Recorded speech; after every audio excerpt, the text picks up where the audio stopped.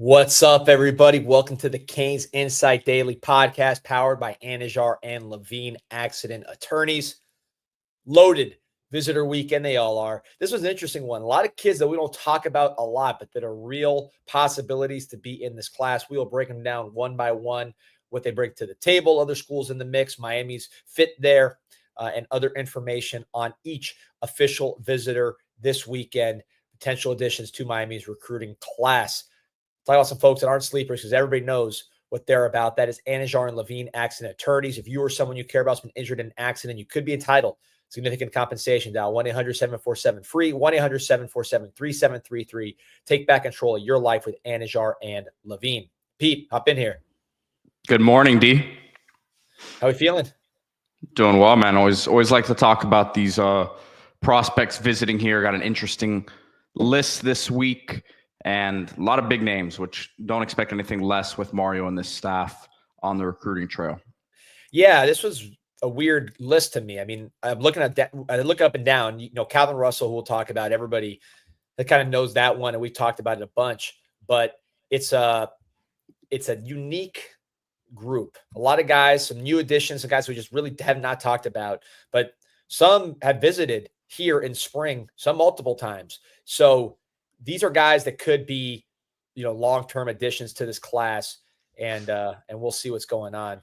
Brandon wants to know, do we have a script today? Is D going to follow it? No, of course, no script today, and it'll be way more organized than it was yesterday. So that's how it goes.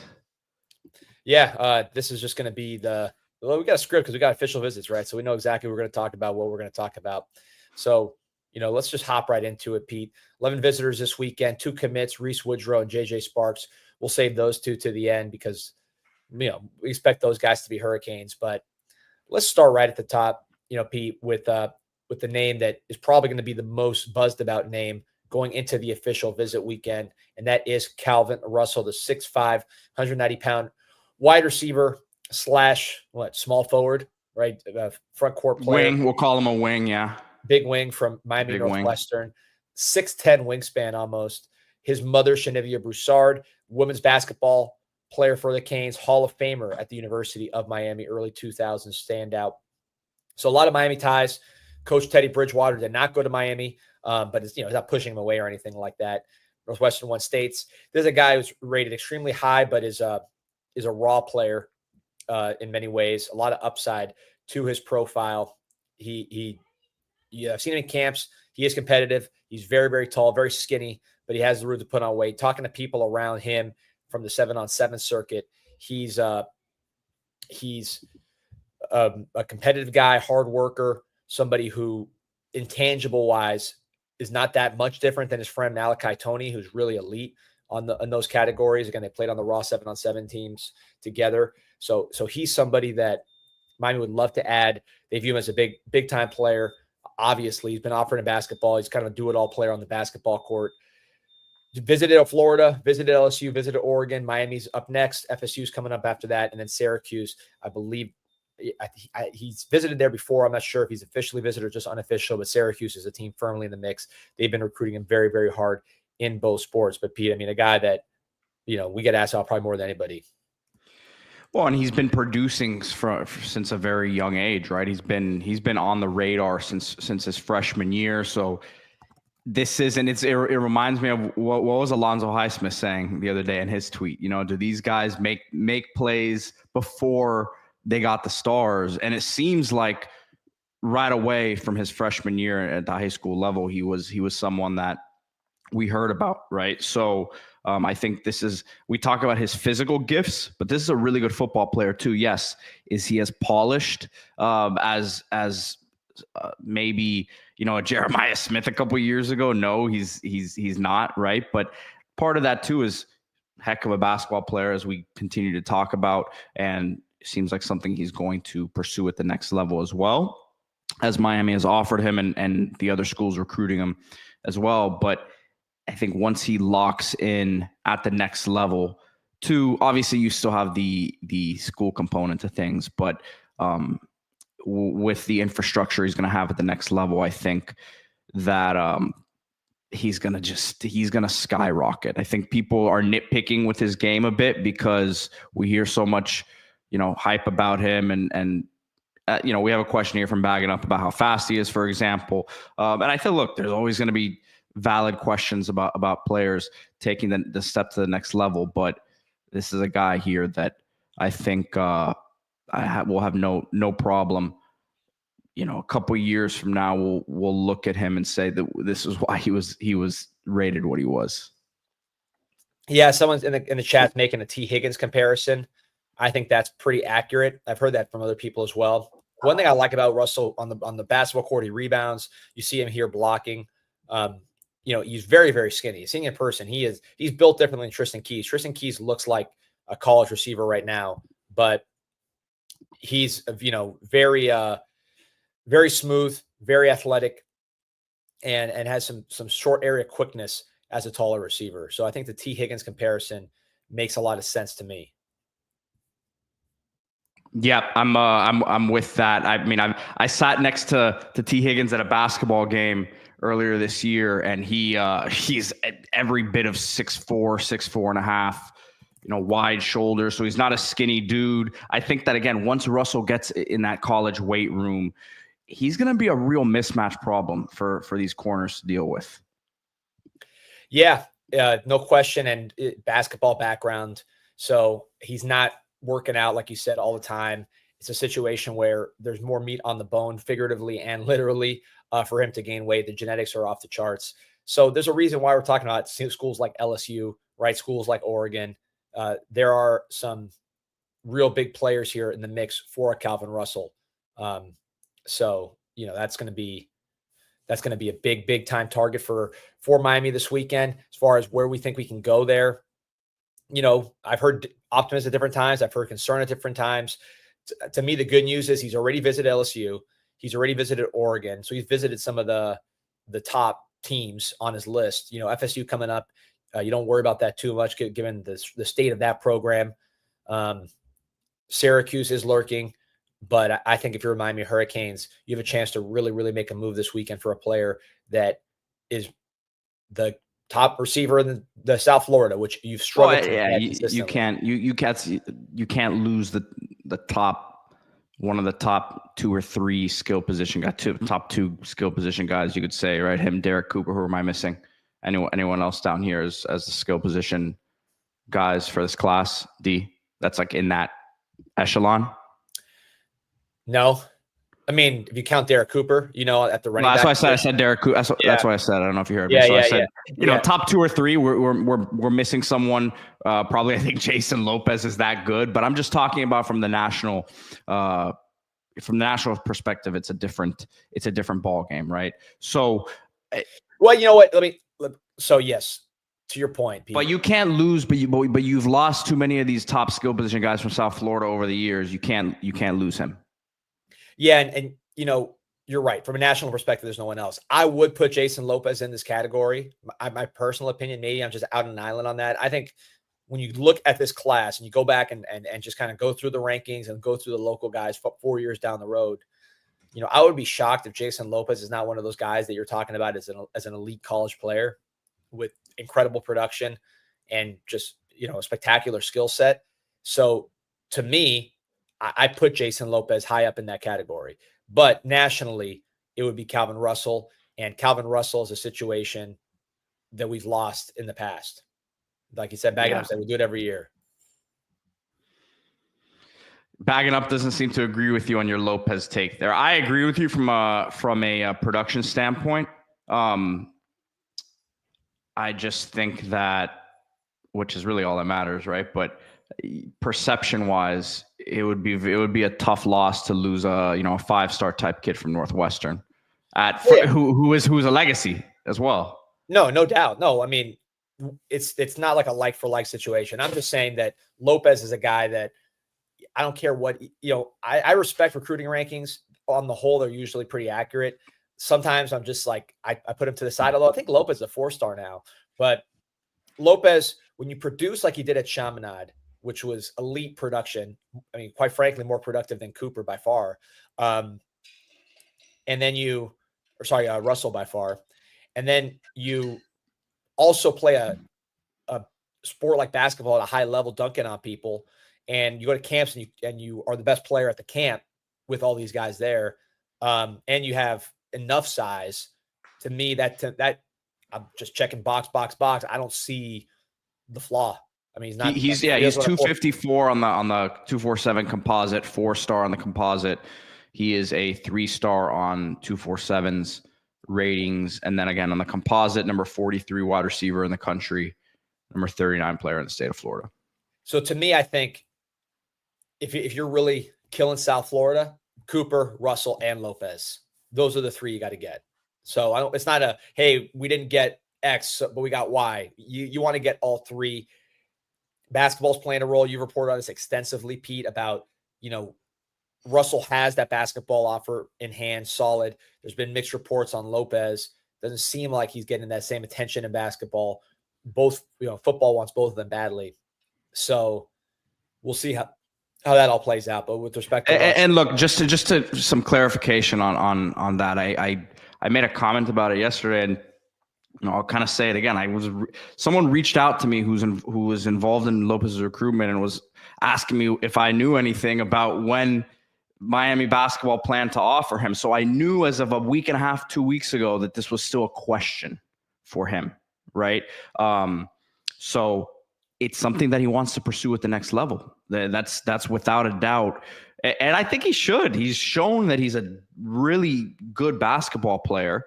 But again, even if an offer does come from Miami's basketball program, if he feels like he has a legit opportunity to be a guy on the basketball floor and the football field at another program, I think it's going to be tough to beat, just being flat out honest with the situation of his recruitment. Yeah. And look, what we can say for sure, though, is when it comes to Calvin Russell visiting this weekend, he is going to be playing basketball at Miami, or at least have the opportunity to play basketball. So we feel good about that part with respect to Russell. We got a question from Bagging Up about comparing Russell to Josh Moore. Are they duplicates? I don't see that at all. I mean, I see why you asked the question, but seeing them up close, Moore is very thick. Moore's a strong kid. Very, very good with the ball in the air. Russell is too, but Moore is better with the ball in the air. I would say Russell runs better, probably. Smoother, definitely a smoother as a runner down the field. Moore was more productive at fluid, receiver. Maybe is the word. Yeah, I think Moore at receiver has just been more productive. Russell played quarterback at times. He's obviously playing basketball full time. So with Russell, it's more about what is he going to be when he's playing? And look, maybe he's not even playing football full time, because we talked about he might be playing college basketball and football. So who knows when he will fully be formed as a football player. I don't think it's a bad thing he's playing college basketball. I think that just shows athleticism. Keon Coleman's a guy who played college basketball at Michigan State his first year. What's the kid Green at LSU that played on the basketball team this year? Looks like going to be one of their top pass catchers this season for Garrett Nussmeier. So I don't look at it as a negative for sure, but he's got more projection on the football side. Whereas Moore has a lot of upside too, but Moore was a 1,000-yard receiver pretty much every time that he stepped on the field. He was a very, very productive high school wide receiver for a bad team. So I think Moore probably further ahead from a receiving standpoint, more heavier. Russell, more, like you said, fluid, athletic upside. And probably a couple inches taller too. Moore's in that 6'2", 6'3". Russell's in that 6'4", 6'5" range. Yeah. Trade Green. That's what I was looking for. The basketball player for LSU. So as we keep the list moving here, D, let's get to, I'll let you choose, I guess. You want to stay on the offensive side of the ball here at the same position? No, we could. All right, let's do that then. Let's go to Zion Robinson. This is a name I want to talk about here, because this is not a name we have discussed a lot on the show. But this is a guy, and in this part of the show, we're going to talk about some guys that we haven't talked about a lot that are visiting this weekend that could be potentially factors in this class and have a lot of ability. Zion Robinson being one of them. You see the specs. He self-reports 6'4", probably listed at 6'3". I mean, this is a big guy. There's no question. You see him going up and getting the football, has that basketball background. Also, really, really good track athlete. His dad, I believe, is the track coach for TCU, although he just canceled his official visit to TCU, so that might not be a factor. You see him there beating the defensive back at the line, and then the speed comes in there. 10,900 meter. His best sport is the high jump. His personal best in the high jump, the state champion jump, I believe was 6'8". So he's tall, he's strong, he's a jumper. He has straight line speed. 10'9", you're talking about a 4'4" type of guy. And then he's been productive. And really, I think one of the reasons why you're seeing him rise in the rankings, he's right now rivals number 6 wide receiver in America. Or sorry, 247 is number 6 wide receiver in America. He was really, really good in the camp circuit. Not super productive on the field. 42 passes, 527 yards, 8 touchdowns, also ran the ball. But just a kind of guy, when you look at all the traits, you watch the film, he reminds me of those guys. They go to a school like TCU, and then a couple years later, you see him in the NFL draft, and they're freaks of nature, going first, second round. He seems like that type of guy. But again, TCU, where his dad coaches track, it seems like they're not involved. He canceled his official visit there last week. So that was a big step. The school to watch with him seems to be Michigan. Michigan, Stanford in the mix, Miami in the mix. Big academic kid as well. Highly intelligent young man. That's a big part of his decision.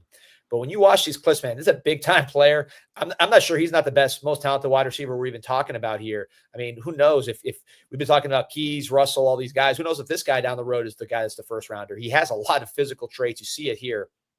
And he's very high, intelligent. That's a good combination. He visited unofficially in spring. So this is going to be a theme with a lot of these guys. This is a return visitor. Took his time without an official to visit Miami and is now returning. Michigan's the favorite here, but Miami can make a big move this weekend. I would keep a very close eye on this one just because, he's running a real process. He's evaluating each school, and Miami's going to give them their best shot at getting him. And I don't know, man. I like this guy's traits. He is strong, fast, explosive, and big. You need to get, we've said it, this is the position, a wide receiver. You need to get bigger, faster, stronger across the board. That's one of the spots that it needs to happen. When we were having our discussion the other day, that's definitely a spot that we can both agree on in terms of the body types where it's not where it needs to be. And I think even going back like the last 10 to 15 years, it always seems like we always have one guy on the roster that we pigeonhole as that's your big bodied receiver. Right. You need 3 or 4 of those guys these days, man. You need to create these mismatches, across the field. And yes, you're going to need all different types of receivers. You need your quicker slots, and guys like JoJo Trader who fall somewhere in between that in terms of height and weight. But to me, you need to keep multiple guys like this on the roster, and we're seeing a concerted effort. Imagine you land this guy, a Russell. I mean, you add that to a Josh Moore who's already in the room, and that's not even talking about a Tristan Keys potentially, but I'm just talking about the body types here. It's what you want to see coming into that room. Yeah, 100%. And the traits to go with the body type. I mean, you're 6'4", 200 plus, and then he's going to be running 4'4", jumping 40 inches. So I've seen these. You've seen it too, where you see these guys go to the combine. They're 6'4", 6'3". They run 4'4". They have good stats in, like, let's say the Big 12. They're going first, second round. They're coming out of Texas, or maybe they're going to a team like Michigan, and then you look them up and they're from Texas, and you're like, man, I never heard of this guy coming out of recruiting, but now he's a freak. This guy reminds me of that. Now, he is a highly rated recruit. He is a composite 4-star. He's a number 7 receiver on 247 right now because of his offseason. But you don't talk about him like a Tristan Keys. You don't talk about him like a Calvin Russell. And I'm trying to change that conversation here. So the Dallas-Fort Worth area. So, like I said, his dad coaches at TCU track. So, this is an area Miami's been trying to get to. We've talked about a bunch of players from Dallas-Fort Worth visiting this cycle. Zachary Turner being one. Braden Robinson is another wide receiver, different body, small guy, very fast, punt returner, all that kind of stuff. So we've been active in Dallas-Fort Worth. You'd like to get one of these guys. I think back to Jesse Armstead from Dallas Carter. This is an area where Miami used to get players in Dallas. It's a city, right? It's not that much different than Miami. It's not necessarily local to Texas A&M. Oklahoma gets a lot of guys out of here because it's close to Norman. But Miami would love to start landing more players than Dallas-Fort Worth. Zion Robinson. Michigan will be a battle. Stanford's hanging around. You never know if TCU will creep back into it. But I think this is one to keep an eye on because it's a repeat visit. Another one, Pete, I want to get to here. And I want to get your thoughts on this kid, too, that we should talk about more is Blake Stewart. Blake Stewart out of Atlanta, Georgia.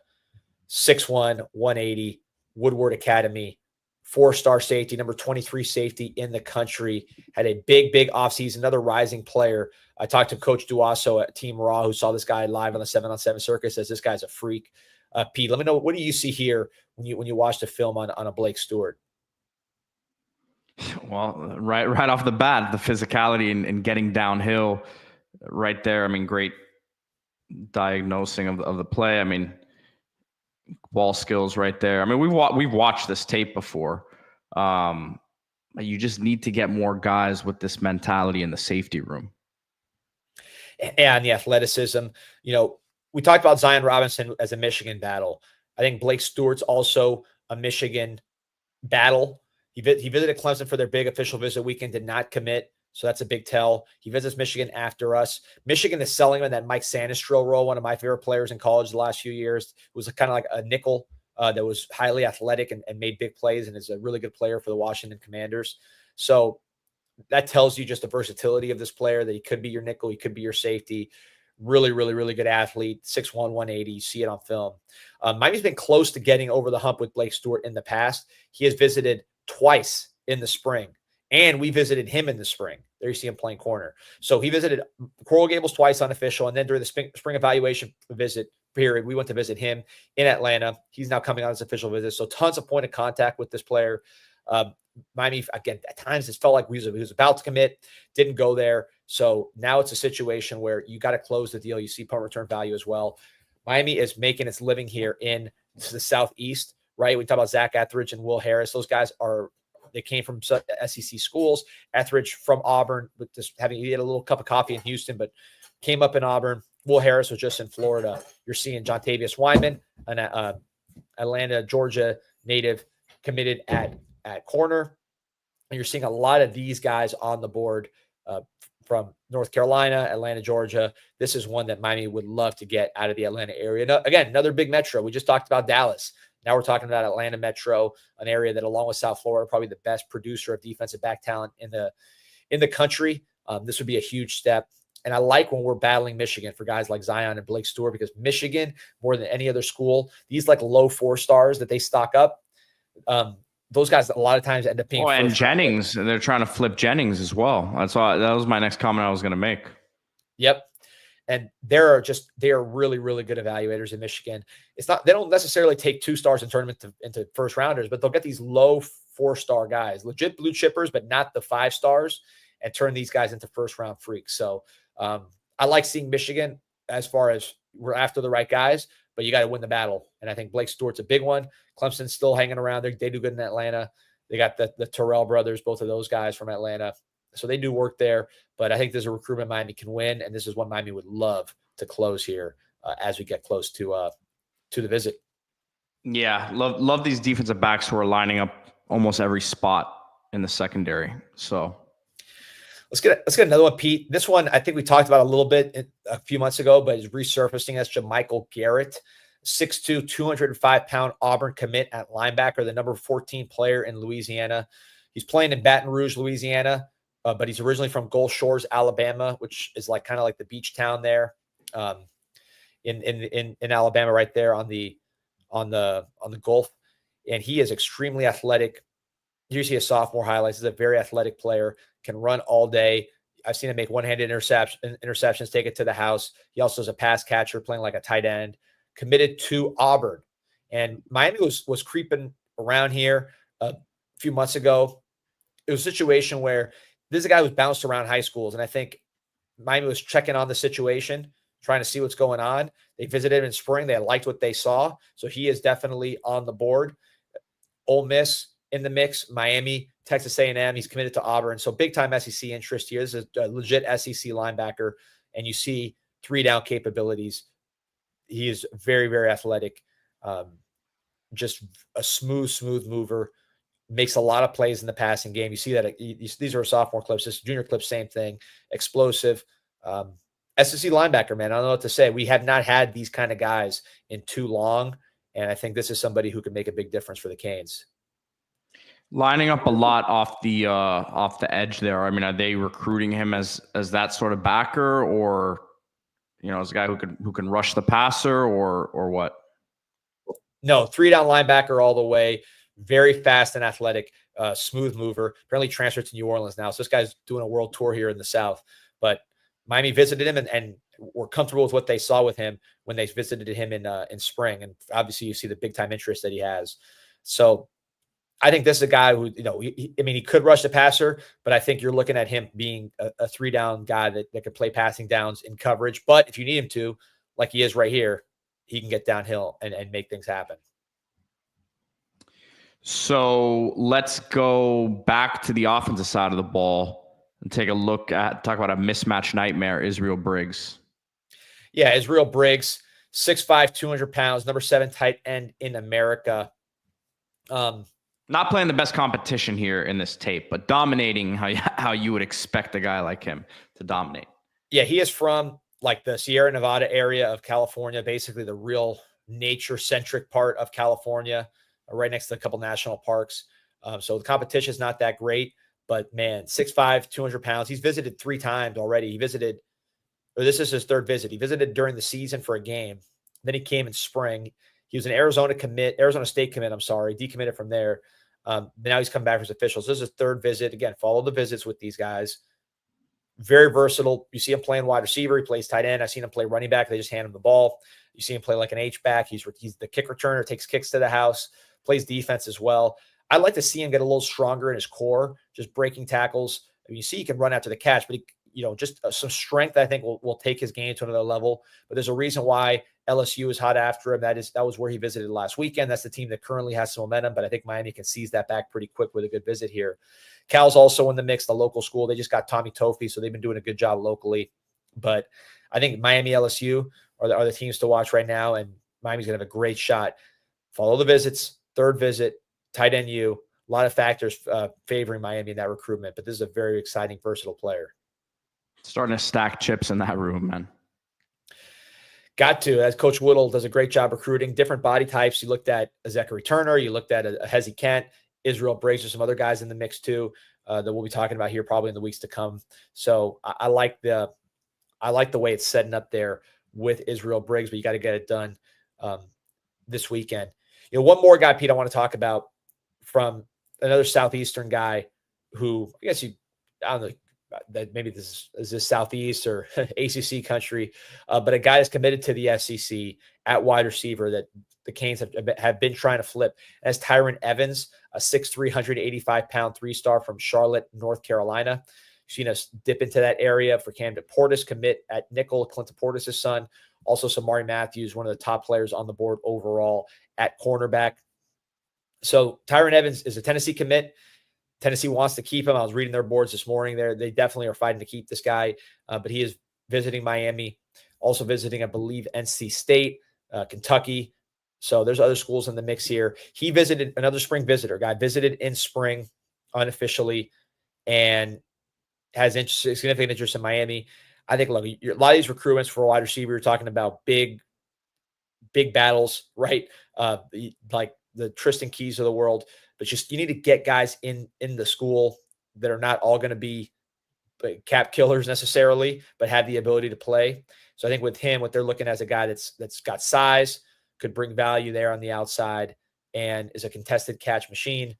It's obvious to me, man. It's obvious they're going after these bigger body types. There's no doubt about it. People can say what they want about that room, but I think they're making the concerted effort to just looking at this weekend alone, man. Yeah, 100%. I mean, these are long dudes between Russell, between Israel Briggs, between Zion Robinson, Tyron Evans. So there's a lot of length.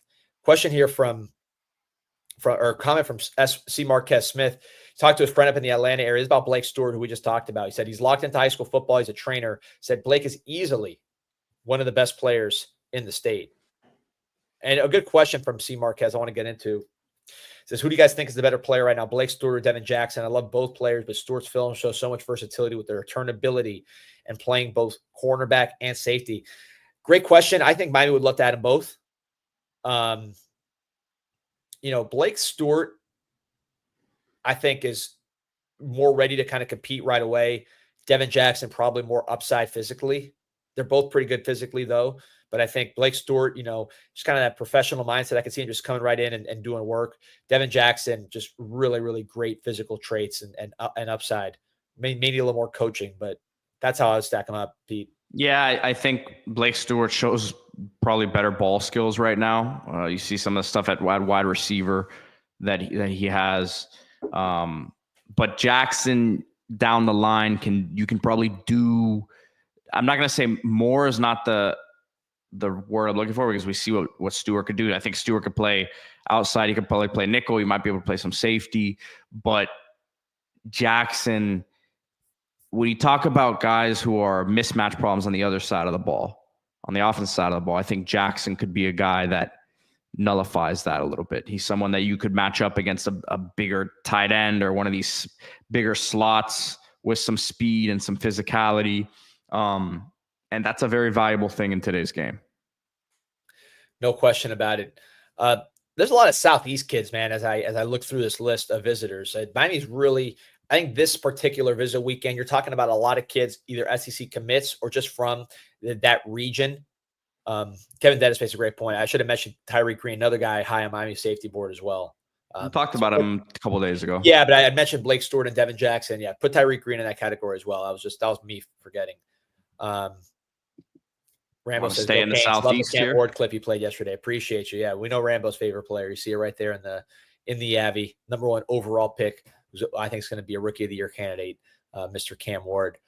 So, yeah, Heart of Sports saying Georgia boys are for real. I watched Blake's film a while ago. His IQ jumps out. A lot of kids play rec and a lot of play recognition. I'm sorry. That is the first thing I said when you asked me, what I thought. I said, well, first off, recognize the play and then the ball skills, man. When you see a guy playing receiver like that, so he made a couple one-handed grabs.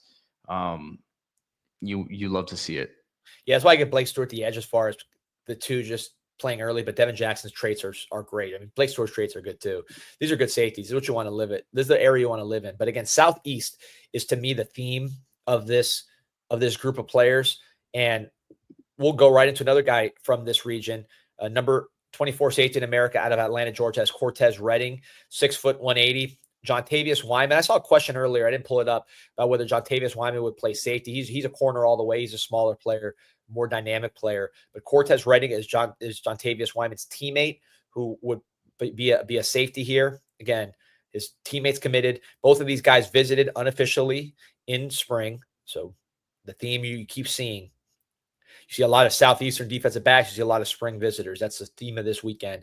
Cortez Redding, though, another Atlanta area safety like Blake Stewart. And I love this guy's film. Very, very good playmaker. Has some length, has some look at that acceleration right there, man. I mean, he drove his foot in the ground and he closed on that football. And then once he got in his hands, knew what to do with it, taking it to the house. These are the plays we haven't seen enough of.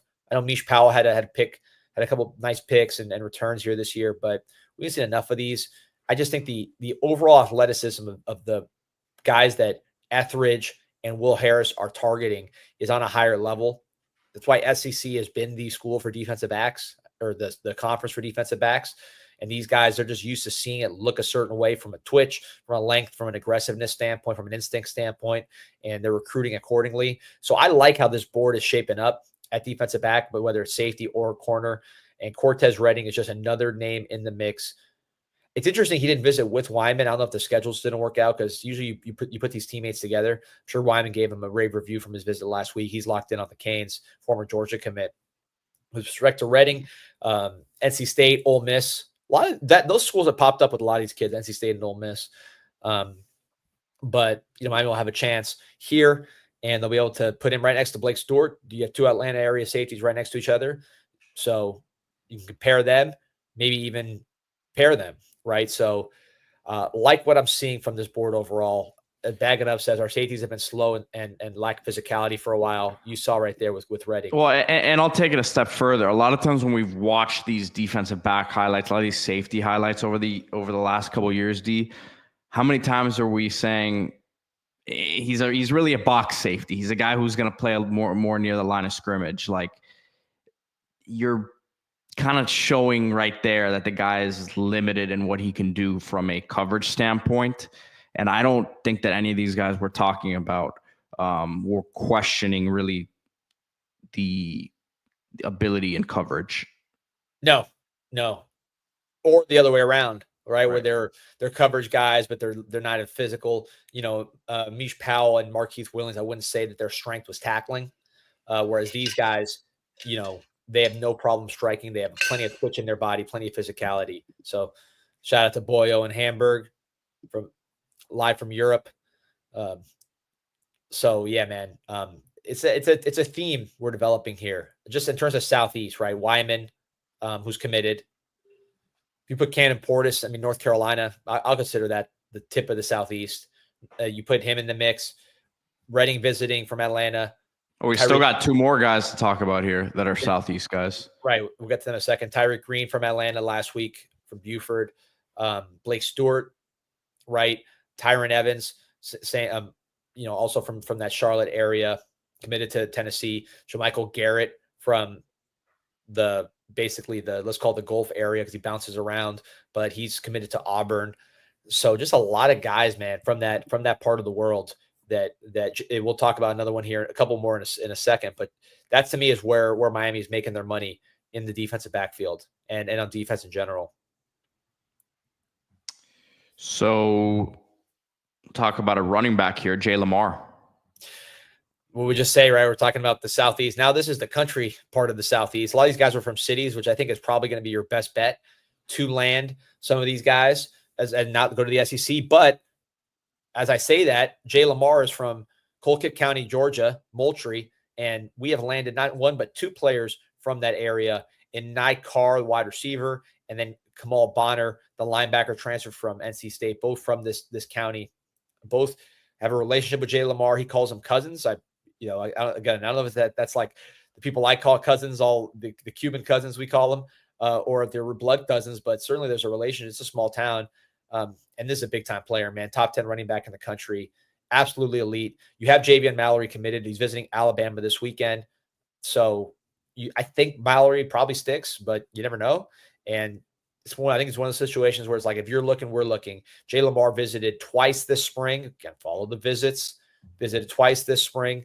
Now visiting on his official visit. He has those deep family ties, and his film to me is as good as any running back we've seen, and we've seen them all, between Tredarian Bell, between, maybe Savion Hitter. That guy's pretty special, I think. But other than that, I would say this is the best running back film that I've seen of all these guys, just with the size, the balance, the speed, the ability to make guys miss. Georgia is going to be the favorite here. They're after him hard. Some other schools in the mix for Jay Lamar, Auburn, Clemson, kind of the usual suspects. But I think Georgia's the one you worry about with Jay Lamar, but he's visited a bunch. He's got family ties. We're after him hard, and he's on campus. Big time player.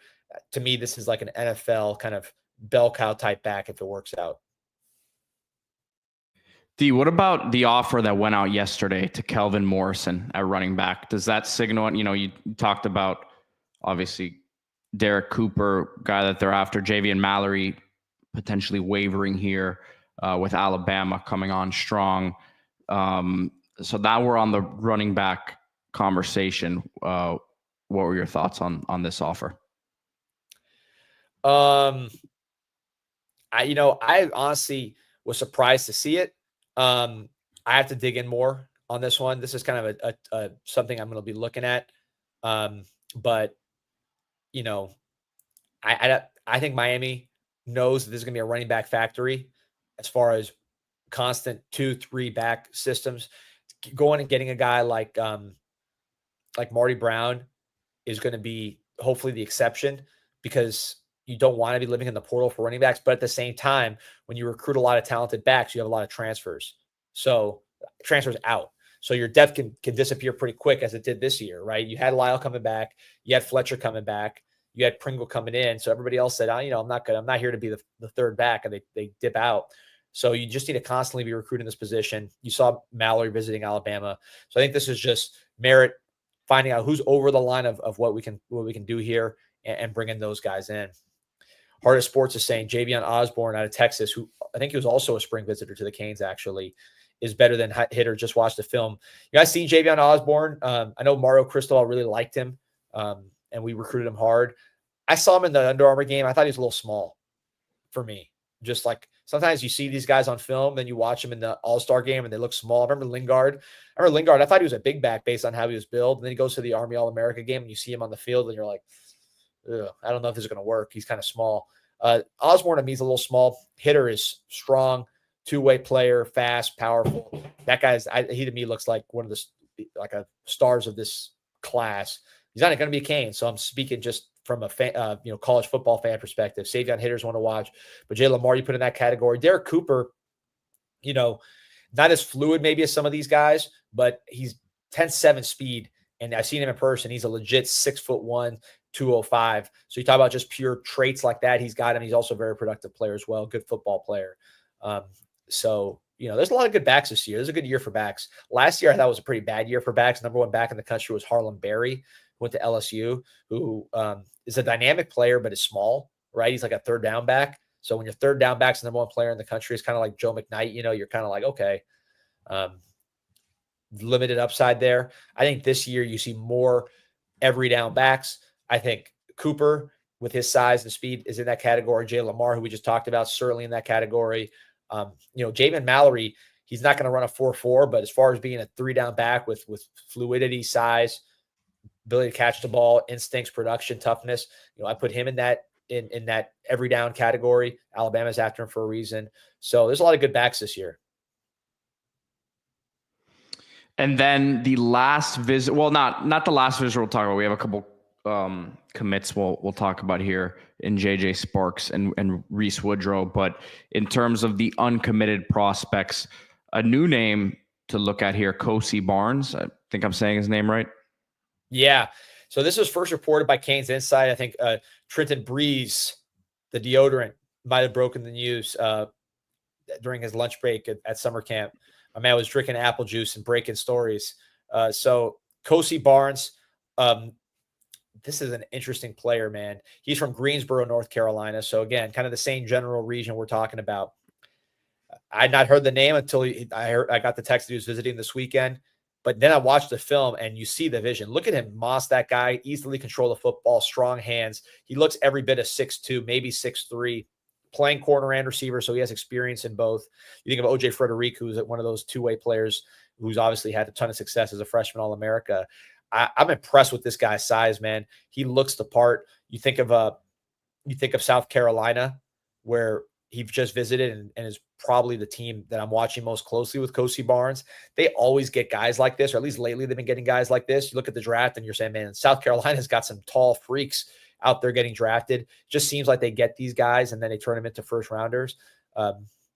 He's a 3-star and 247, not ranked on the composite. So I don't think people have not seen this guy.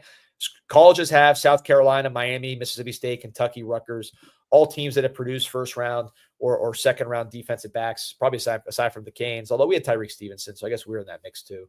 But good defensive back eval schools are on this guy. And when you watch the film, I see the vision very, very clearly. This guy's got length, ball skills, and he's played football. You see him there. It's not like he's just like a raw guy running around. He's getting off blocks. He's making tackles. I'm not surprised South Carolina is the team that's making a move for this guy. I'm not surprised we're bringing him in because he looks like an SEC corner. People don't like when I say SEC. SEC has been producing all the pros by a large discrepancy. So when Miami starts producing pros at that level, like we've done in the past, and we're a level above what the SEC is, like the 2001 Canes, I'll start saying Miami caliber. But right now, we're looking for guys that play in those Gary Danielson games, and I think this is one of those guys. What do you see in there, Pete? Length, really. That's the buzzword. I mean, I think You covered it pretty much with him. They obviously want to continue to stack bodies there. And I think you mentioned it earlier with who was the receiver that we were talking about, but you can't have a room full of players that are all making 700,000, 800,000 plus dollars a year. I mean, it's not going to work. So you get a guy like him in the building and hope you can develop him with the traits that he has, and hopefully you keep him in there for a few years. And by, year 2, 3, he's contributing and becoming a player who's helping you win within the cap essentially that we're going to have here. Couldn't agree more. By the way, like, share, and subscribe to the show. Got a lot of people jumping on here as they get to work or will get their breakfast or whatever's going on. Talk about, speaking of breakfast, one thing about recording early is I can get out and eat breakfast early. And I think I might be heading down south to the Dadeland Mall Dining Pavilion. Check out our friends at Islas Canarias Express, the #1 Cuban restaurant on the planet. 7 different types of croquetas, all kinds of, they got breakfast, lunch, dinner. So you're not really limited, but Cuban breakfast is pretty famous, man. There's not much you can do better than a croqueta with some crackers, a little sandwich. Is the absolute. It's the Miami classic, and nobody's been doing it better than Islas Canarias for 40 plus years, serving Miami, and is now there in Dadeland Mall to bring what folks out west have known for a long time to the rest of the city. And you see the Cuban sandwich, pan con bistec, which is it's the right mix of it's not too chewy, right? Sometimes those pan con bistecs, you're fighting it like a dog. But this one is smooth as silk and delicious. Just all different types of items. Tequeños, if you want to get the Venezuelan flavors as well. They don't just keep it Cuban. They've broadened their horizons, even Korean type flavors as well, if you want that. And of course, all the traditional stuff at Islas Canarias Express. Another one I want to talk about here, Father's Day coming up on Sunday. A lot of fathers listening, a lot of everybody, a lot of people trying to get their gifts for their fathers. So the easiest one, if you want to slide a hint to your wife, or you want to take care of your old man, Miami Hurricanes.com/Father's Day got a deal where you get 2 tickets to a game of your choosing, plus 2 hats for just $75. Bethune-Cookman, USF, Louisville. Not that many home games this year. Grab one of those. Get 2 tickets plus 2 hats. $75. I mean, $75 is a polo. How much does a golf shirt cost these days, Pete? That's like, those are getting expensive. How much is How much is a golf shirt? Like one of those Grayson polos that you wear. Those are Grayson's. It's a different level right there, like 120. But I know. I got you a Grayson for your birthday, I believe, last year. Yeah, man. Appreciate that. So $75, you get 2 tickets and 2 hats. That's a lot cheaper than a polo and a lot more for your bang for your buck. So man, take care of your dad with the Father's Day package. It's MiamiHurricanes.com/Father's Day. I got some questions here. Make sure you get your questions in now that we've gone through the whole list of players.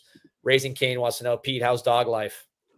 The mailman just came. I don't know if you guys heard the bark. I had to go on mute there for a second. But listen, I've had a dog before, and I moved out of my parents' house. I left that dog there. So I've been a dog owner before. And now, it's not that this isn't a new dog. This is just my situation's changed, and the dog is living with me now. So it's great. It's a wonderful thing. Yeah, man. We got another question here. Was there from Kevin Dennis? Was there an attempt to have Cooper shut down his recruitment? Derek Cooper, who visited a couple weeks ago. Look, I think they'd always take it. The expectation with Cooper was always that he would take a long time to make his decision. I think that timeline's actually been accelerated up, but he's still going to finish his visits. All the big time schools that are after him: Ohio State, Texas, Georgia.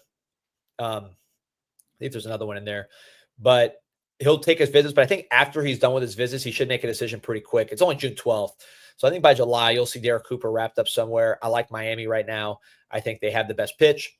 They're going to use him in multiple ways. Hometown school, and they've put a huge priority on Derek Cooper. You don't want a guy that's 200. Let's say, I think by the time Derek Cooper, again, seeing him in person and just seeing how his body is, I think you're talking about by the time he is really rolling here in Miami, if he does come to Miami, hopefully, and not Ohio State, Georgia, Texas, you're talking about he'll be 6'1", 215, running 4.4. And that's that plays. Maybe even 4.3. 10.7. That's flying. So that's a pretty good deal here. 305 Shaman saying, I remember my ex forced her 2 little mutts on me. But you and Honey got a good relationship, seems like. Yeah, man, it's good. It's just, when people pass by the house, can't be barking on the show. New King God wants to know, will Miami finish with the top ACC recruiting class again, or will Clemson get it this year? I like Miami to win that one, just because of some of the names that are in the mix for. You already have the number 1 player, so you got a leg up. Right now, Clemson is number 4. Miami's number 8. But remember, Clemson swings early. Clemson's not a late commit. They're not close. Yeah, they don't close late. You don't hear about them getting late momentum in the cycle. Right. So they got 18 commits. That visit weekend that they had, they usually try to close on some of those guys. Bryce Perry-Wright's a big recruiting battle between Miami and Clemson. That is Grady Jarrett's cousin. I believe he also related to Ray Lewis from Buford, Georgia, defensive lineman, kind of a Ruben Bain. Is he an end? Is he a tackle? Big body guy, playmaker. Visited last week. Loved his visit. Visited Clemson for the big official visit weekend.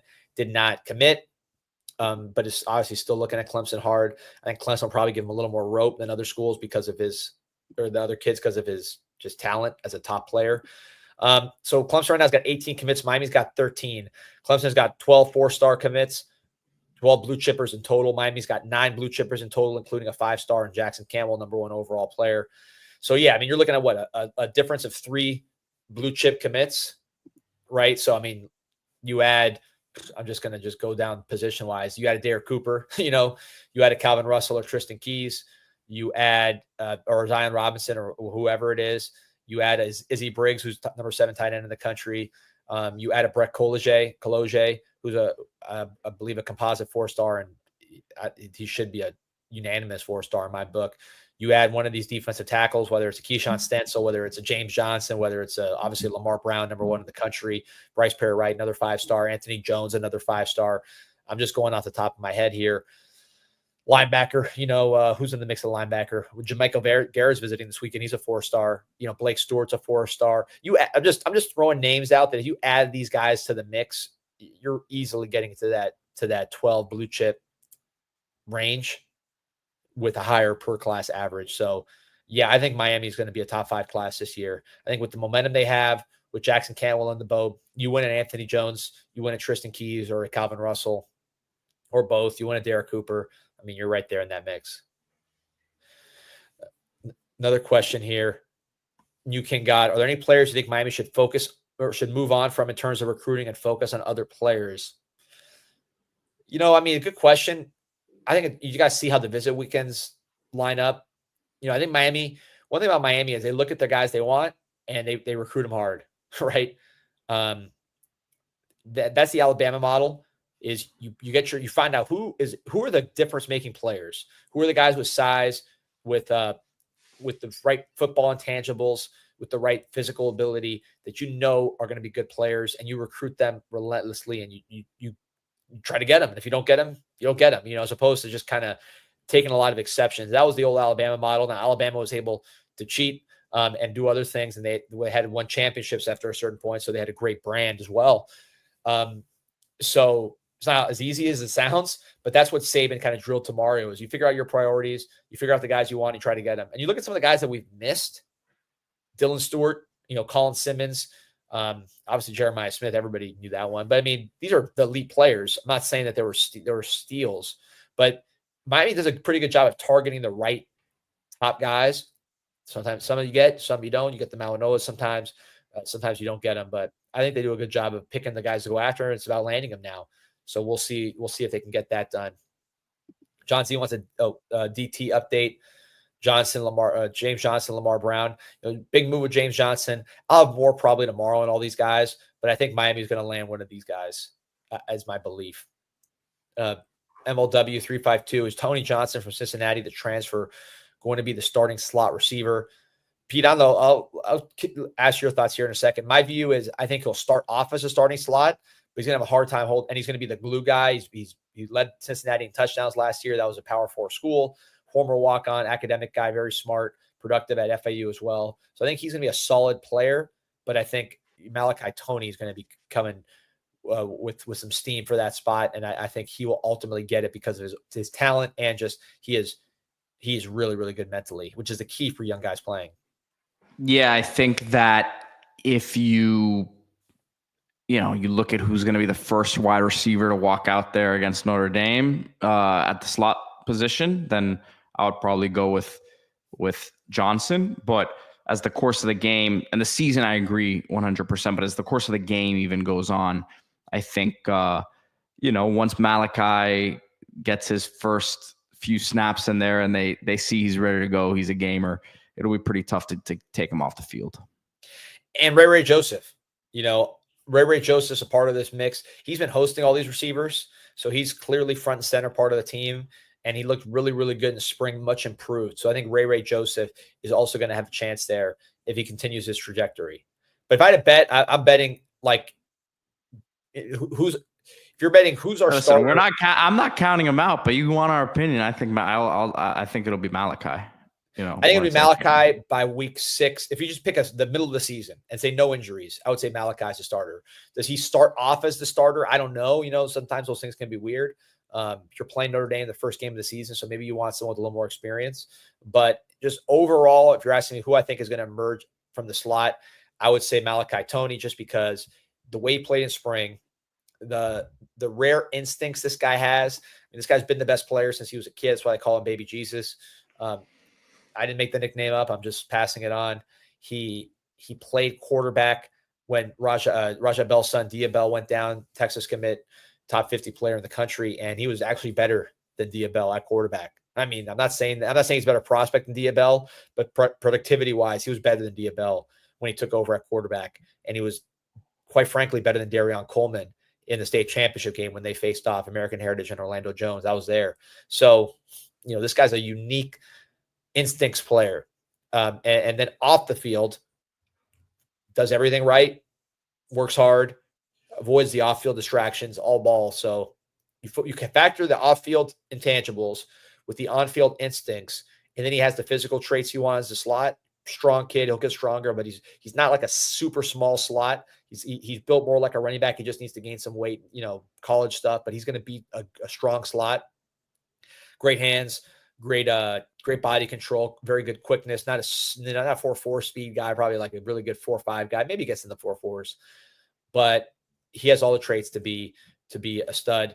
You're backing up asking what are Toney's 2 greatest strengths as a wide receiver? I think I just said football instincts, and then off the field diligence, which to me is the most underrated trait in wide receivers. The guys that are great wide receivers work on their game all the time, because you can't work on your game all the time as a lineman, because you can't just be hitting people all the time. You can't work on your game all the time as a running back or a linebacker, but you can work on your game all the time as a receiver, because it is jugs machine, routes on air, things like that, studying off defenses.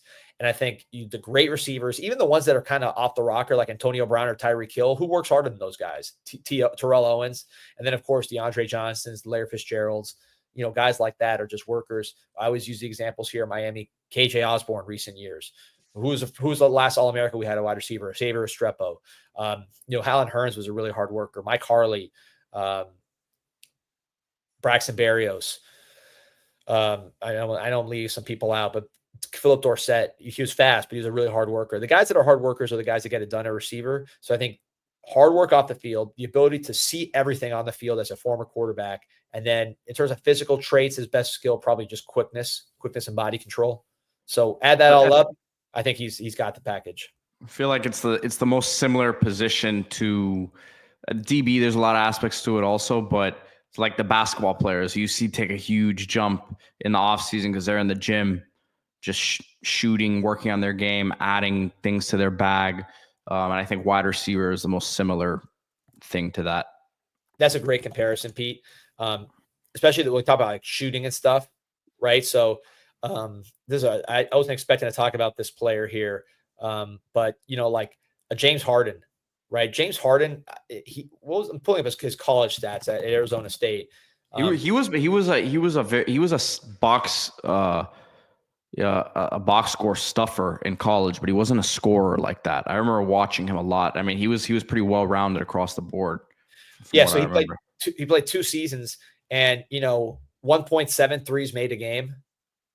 1.5 for his career in college. 1.5 threes made a game in college for James Harden, which, I mean, yeah. But 5.5 rebounds, 4 assists a game. So, I mean, yeah, I mean, look, he's the efficiency was there. It was, but I mean, if you look he at he wasn't a scorer shooter like what he's become now. If you look at Nigel Pack averaged 2.5 threes a game in his college career. You know, James Harden was the ultimate 3-point shooter in pros as far as just chucking him up. I mean, I don't know what he averages, how many makes he averages for his career in the pros. I say that to say, you know, people work on different things in basketball, to your point, which I think is a great one, and really become almost different players over the summer. And I think you see that at receiver. Yeah, so James Harden career, 3 threes made a game in college, in pros. So basically doubling. So I think that's a good example. I think wide receiver, it also comes sometimes with the diva part of it too. And Malachi, I don't think has that, although he is very confident in a good way. But I mean, even the guys that you say in basketball or in football, like the Antonio Browns, TOs, that they have something kind of questionable character-wise, the work is not the questionable character part. The wide receivers that don't work don't do anything. They do not play. They do not advance. They do not play. And by the way, if you're a freak like an Andre Johnson or Calvin Johnson, Julio Jones, you still work like a maniac. That's why those guys make it, and they're not some of these other freaks that just didn't advance. Andre Johnson, when he got to Miami, couldn't catch. He had very poor hands when he first got to Miami. Ended up being one of the leading receivers in the NFL over his tenure. So, and catching a lot of balls. So, yeah, working on your game at receiver to me is paramount. IQ is paramount. There's no better example than the guy we just had in the All-America team, whose banner is going to be hanging in the IPF. So I think Malachi is mentally very similar to Restrepo, with the instincts, with the off field, with the hands and body control, but probably more quick and more speed, more of a 4.45 speed as opposed to 4.8, and probably more quickness as well. Restrepo was quick, but he was more spatial awareness than like just juking guys out. Whereas Malachi, I think, has more quickness. So that's how I would break it down. Not as heavy as Restrepo. Restrepo's 200 plus, but kind of a thickly built kid. Not a skinny, not like a Travis Benjamin or Dorsett. This guy has so much more size to him. All right, D. Well, big visit weekend lined up here. Tomorrow, of course, we'll be back to wrap up the week. Remember to keep it locked here on Canes Insight. Hit that like button. Subscribe to the channel. We're getting a lot of questions here when the bank is coming. D, any idea? Probably tomorrow. I was hoping to get today. I always get my phone calls missed when I'm recording. But probably tomorrow is my guess, and we'll get you all the latest. All right, great. Stay tuned for that, Canes fans. Again, hit that like button, subscribe to the channel. Keep it locked on CanesInsight.com. Go Canes. Go Canes.